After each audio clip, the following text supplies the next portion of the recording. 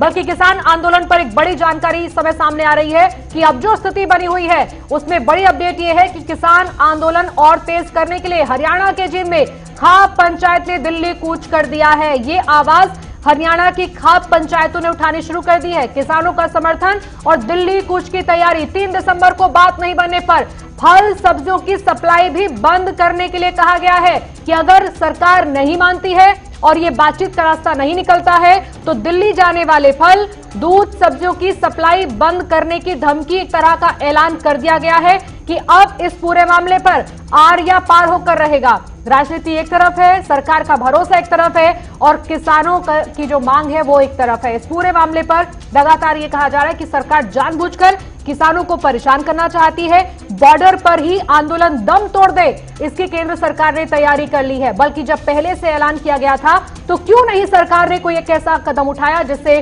किसान बॉर्डर तक ही ना पहुंचते। इस पूरे मामले पर आज रणदीप सुरजेवाला ने प्रेस कॉन्फ्रेंस की और कई सवाल पूछे केंद्र सरकार से, आप भी सुनिए।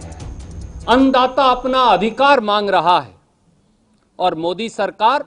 उन्हें घाव देने में जुटी है। कभी राष्ट्रीय राजमार्ग खुदवाकर, कभी कंटीले तार लगवाकर, कभी मिट्टी के बांध बनवाकर, कभी सड़कों पर खाइयां खुदवाकर, कभी ठंड के मौसम में धरती के बेटों पर वाटर कैनन चलवाकर और किसानों के बेटों यानी पुलिस और फौज के जवानों को किसानों के सामने खड़ा कर संगीन के सायों में डराने की कोशिश करवाकर मोदी सरकार राजनीतिक तौर से बेईमान है और किसान की पीठ में छुरा घोंप रही है। देश में भाजपा सरकार नहीं, लगता है कंपनी राज है और संघर्ष ही इसका इलाज है। किसान को न्यूनतम समर्थन मूल्य प्रणाली कांग्रेस पार्टी ने शुरू की थी और उस न्यूनतम समर्थन मूल्य की गारंटी शुदा प्रणाली से किसान खुश है। आज तक किसान ने विरोध नहीं किया क्योंकि किसान को मालूम है अनाज मंडी में जब फसल लेकर जाएगा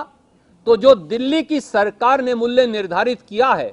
फूड कॉर्पोरेशन ऑफ इंडिया हो, हैफेड हो हरियाणा में, पंजाब में पनफेड हो, फूड एंड सिविल सप्लाईज विभाग हो, वो सब किसान की न्यूनतम समर्थन मूल्य पर फसल खरीदेंगे। जब सरकार कुछ खरीदेगी नहीं तो उनको राशन की दुकान पर सस्ता अनाज देगा कौन। और तीसरा,